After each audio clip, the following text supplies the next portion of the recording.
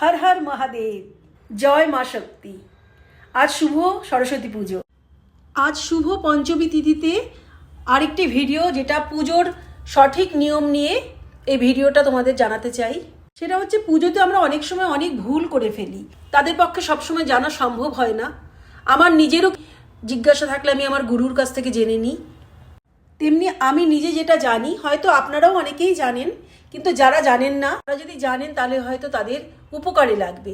তাই এই ভিডিওটা, যে আমরা যখন দীপ জ্বালাবো তখন আমাদের বাঁদিকে থাকবে, মানে ভগবানের ডান দিকে থাকবে, আর ধূপ থাকবে আমাদের ডান দিকে, মানে ভগবানের বাঁদিকে।